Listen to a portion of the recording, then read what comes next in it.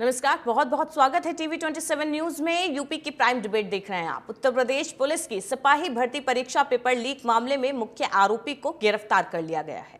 UP STF की Noida unit ने paper leak मामले के मुख्य आरोपी राजीव नयन मिश्रा को गिरफ्तार किया। आरोपी राजीव नयन पहले भी कई बार बड़े एग्जाम के पेपर लीक करवा चुका है और जेल भी जा चुका है।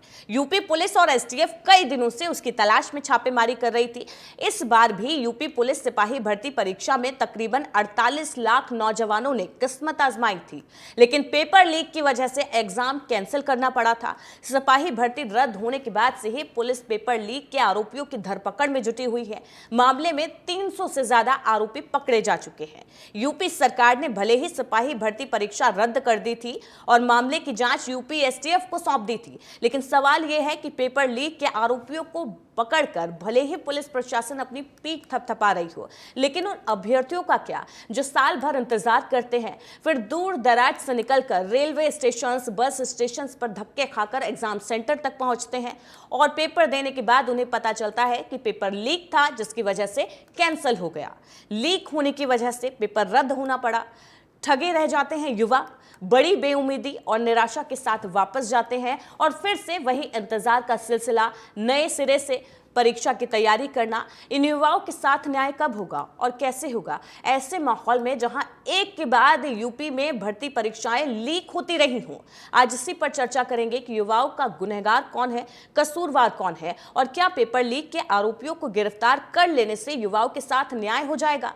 लेकिन इस पूरे मामले पर यूपी में ADG law and order Amitabh Yash का क्या कहना है, वो आपको सुनवाते हैं। 17 व 18 फरवरी 2024 को उत्तर प्रदेश पुलिस भर्ती एवं प्रोन्नति बोर्ड द्वारा आयोजित आरक्षी नागरिक पुलिस 2023 की सीधी भर्ती परीक्षा आयोजित की गई थी। कुछ आपराधिक तत्वों द्वारा उक्त भर्ती परीक्षा का पेपर लीक किए जाने के संबंध में प्रदेश में कई जनपदों में अभियोग पंजीकृत कर प्रकरण की जांच special task force Uttar Pradesh द्वारा की जा रही थी। जांच तथा पूर्व में गिरफ्तार अभियुक्तों से पूछताछ के आधार पर प्रकरण में मुख्य अभियुक्त व मास्टरमाइंड राजीव नयन मिश्रा निवासी प्रयागराज तथा वर्तमान निवासी भोपाल का नाम प्रकाश में आया था।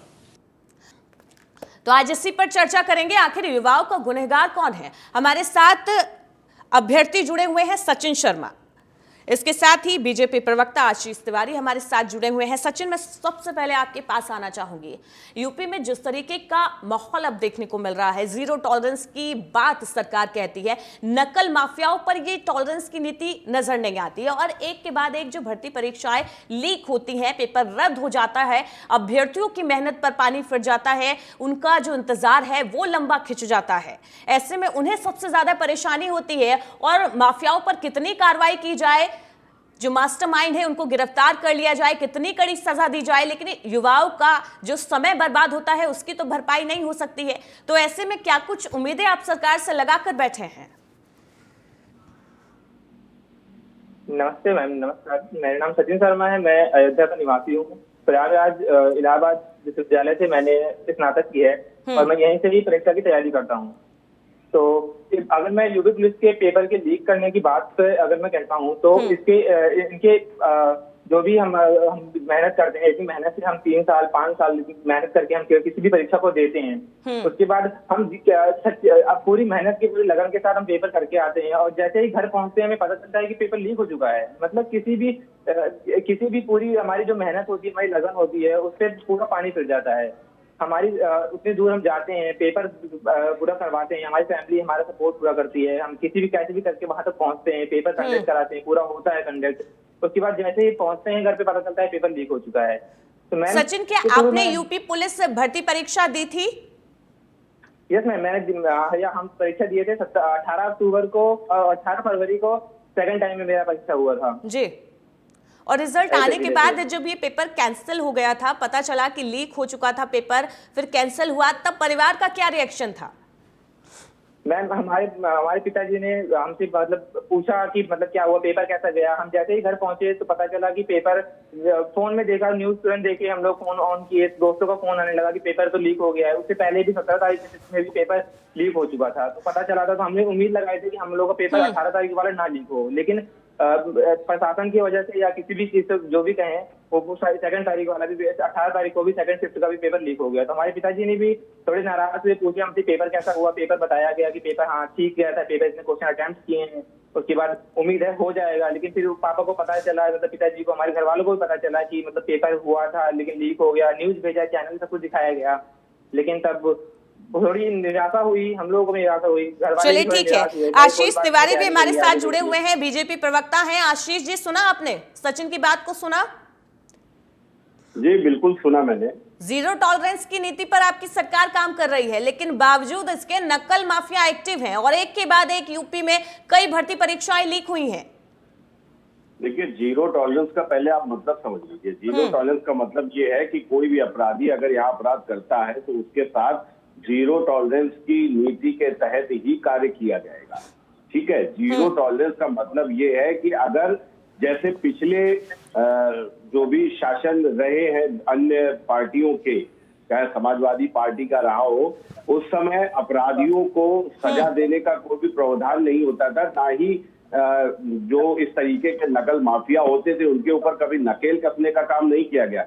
लेकिन भारतीय जनता पार्टी ने इस बात की बिल्कुल प्रण लिया हुआ है। आशीष जी, मेरी बात सुनिए जरा। देश में पिछले 5 साल में 15 राज्यों में 45 परीक्षाएं, भर्ती परीक्षाएं रद्द हुई हैं लीक होने की वजह से। यूपी की बात भी मैं कर रही हूं, इसमें से 15 से ज्यादा तो यूपी में है। मैं आपसे वही कह रहा हूं कि जिस तरीके से पिछले शासन में अगर कोई भी घटना दुर्घटना होती थी तो उस पर कभी भी संज्ञान नहीं लिया जाता था। ये पहली बार है। आप चाहे राजस्थान की बात कर लीजिए, राजस्थान तो जब कांग्रेस का शासन था वहां पर तो वो आप यूपी की बात कीजिए ना पहले। और जो आज भी यूपी एसटीएफ ने जिसको पकड़ा है, सुनिए ना, राजीव नयन 2 बार पहले भी जेल जा चुका है, जमानत पर बाहर था और बाहर आकर भी उसने पेपर लीक किया है। तो कैसी कार्रवाई है ये?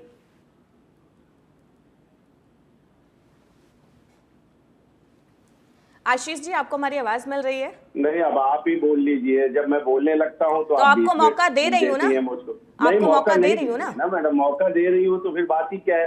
मैं अपनी बात पूरी नहीं कर पाता हूँ, आप उसको काट कर दूसरा प्रश्न कर देती।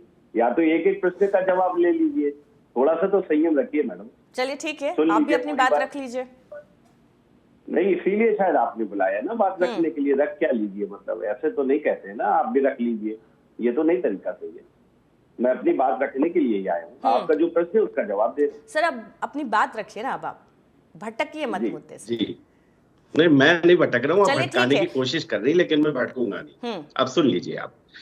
देखिए, मैं आपसे ये कह रहा हूं कि पेपर लीक के मामले पहले भी सरकारों में होते रहे हैं, चाहे समाजवादी पार्टी की सरकार रही हो या मैं कह रहा हूं कि राजस्थान में आप चाहे कांग्रेस की सरकार रही हो, तो कहीं ना कहीं पेपर लीक होते थे। लेकिन पेपर लीक होने के बाद में ये जो हमारे अभ्यर्थी है ना, इनका जीवन खराब हो जाता था। खराब कैसे हो जाता था? चूंकि ना तो वो परीक्षाएं कभी दोबारा कराई जाती थी और ना ही उनके ऊपर कोई उचित कोई प्रणाली, चाहे पुलिसिंग हो या फिर न्यायालय से, इनको ना न्यायालय से जो भी ये केस अगर अपना लेकर गए हैं तो वो न्यायालय में वो भी चलता रहा है। एक नहीं, ऐसी 50 परीक्षाएं मैं बता दूंगा जिनका कभी आज तक कोई निर्णय नहीं आया। और ना ही कभी उन अपराधियों के ऊपर पुलिस ने नकेल कसने की कोशिश करी, चूंकि कहीं ना कहीं शासन सत्ता का दबाव रहता होगा, शायद मुझे ऐसा लगता है, मैं इसमें कंफर्म नहीं।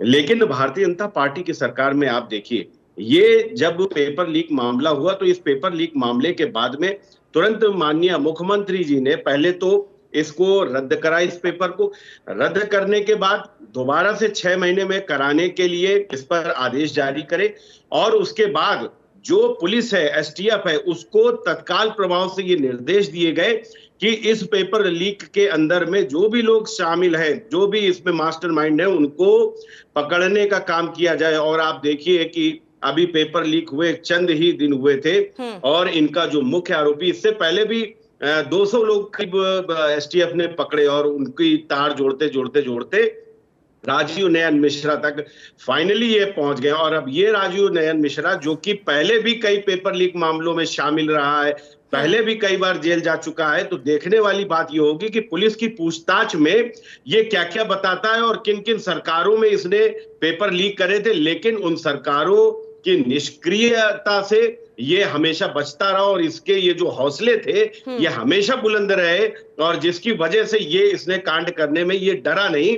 लेकिन ये भारतीय जनता पार्टी की सरकार है। मैं आपको आपके चैनल के माध्यम से, आपके चैनल के दर्शकों को, और ये जो हमारे प्यारे प्यारे भाई बैठे हुए हैं, जो अभ्यर्थी हैं जिनका भविष्य दांव पर लगा हुआ, मैं इनको इस बात का पूरा पक्का देता हूं कि इनके साथ में हमेशा न्याय का काम किया जाएगा, और जिन लोगों ने ये काम करने का दुस्साहस करा है उनके साथ में ऐसी पुलिस कठोर कार्रवाई करेगी कि जिंदगी में पेपर लीक तो छोड़ दीजिए, वो न्यूज़पेपर खरीदते हुए भी डरेंगे। चलिए ठीक है, हमारे साथ सपा प्रवक्ता धर्मेंद्र कुमार सिंह जी भी जुड़े हुए हैं और साथ ही साथ पूर्व आईपीएस अधिकारी ज्ञान प्रकाश चतुर्वेदी जी भी जुड़े हुए हैं।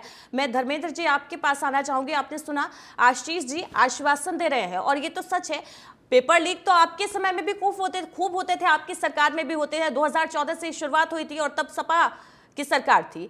आश्वासन तो मिल रहा है युवाओं के साथ, कम से कम न्याय तो योगी सरकार में हो रहा है ना, उस पर आप क्यों सवाल उठाते हैं?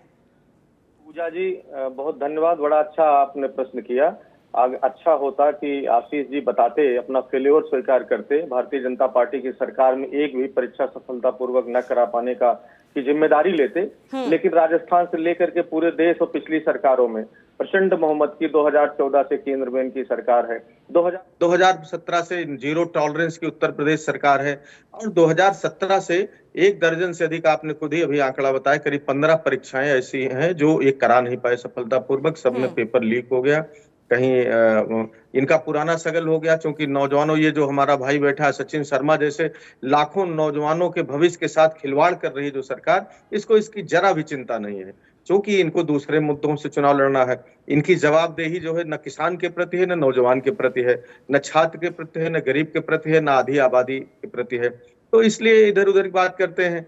अरे इनको ये सीधे बताना चाहिए, ये तो बेचारा एक मोहरा है, 2 बार इसके ऊपर मुकदमे दर्ज हुए हैं। आप तो परीक्षा कराने के पहले ही पीसी करते हैं कि हमने कई नेक्सस भ्रष्ट कर दिए और इतने लोगों को गिरफ्तार कर लिया। हमारे बड़े भाई ज्ञान प्रकाश चतुर्वेदी जी बैठे हैं, बताएंगे। इसके पहले पुलिस परीक्षा के या जो भी परीक्षा उत्तर प्रदेश में होती है उसके पहले बाकायदा एसटीएफ की एक पीसी जारी होती है कि परीक्षा कल है, और आज हमने कई नेक्सस जो तैयारी में थे कि परीक्षा लीक कराने को, उनको गिरफ्तार कर लिया है, इतने मोबाइल बरामद कर लिए। ये उसके बाद लगातार छात्र सड़क पर आ जाते हैं, उसमें दूसरी सरकारों को दोष दे रहे हैं। छात्रों के साथ छल हो जाता है, वो परीक्षा मेहनत करके देने जाते हैं और जब घर आते हैं तो पता चलता है तो परीक्षा लीक हो गई है। केवल ये एक मिश्रा के करने से कुछ नहीं होगा, इसके पीछे एक पूरा सरकारी तंत्र मिला हुआ है। अब तक कितने अफसरों के खिलाफ कार्रवाई हुई 2017 से? अगर ये ईमानदारी से बताएं, 2017 से जितनी परीक्षाएं लीक हुई हैं उसमें भर्ती बोर्ड के अध्यक्ष से लेकर के या बीच में जो भी जिम्मेदार लोग रहे, जहां से पेपर लीक हुआ होगा, तो सरकारी लीक हुआ होता ना। राजीव मिश्रा क्या अकेले बस का क्या पेपर लीक करा कर? देखिए मैं आपको बताऊं, मैं आपको बताता हूं पूजा जी, आशीष जी, फेल्योर है। धर्मेंद्र जी आप जी देखिए मैं आपको बताता हूं कि आपके सामने रख दूं मैं कुछ आंकड़े। जुलाई 2017 में इंस्पेक्टर भर्ती परीक्षा लीक हुई, परीक्षा उसके बाद रद्द हो गई। फरवरी 2018 में यूपी पीसीएल पेपर लीक हुआ। सितंबर 2018 में tubewell driver test paper leak हुआ। यूपी टेक 2011 में पेपर लीक हुआ। इसके बाद अगस्त 2021 में यूपी पीईटी पेपर लीक हुआ। 12 फरवरी 2024 में आरओ एआरओ पेपर लीक हुआ। ये तमाम जो पेपर लीक हुए हैं आप ही की सरकारों में हुए हैं। अब आप मुझे बताएंगे इनमें से कितने पेपर दोबारा हुए और कितनों पर कार्रवाई हुई, अभ्यर्थियों के साथ कितना न्याय आप कर पाए, जीरो टॉलरेंस की बात आप करते हैं।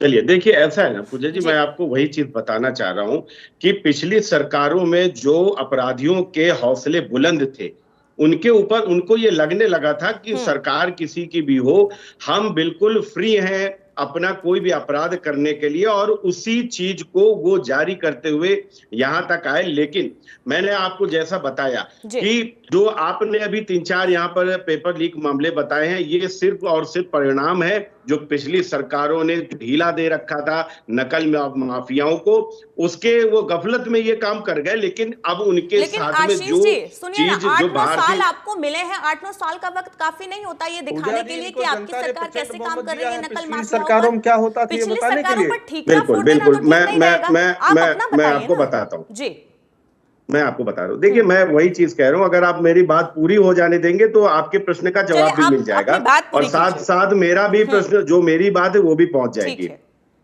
ठीक है ना।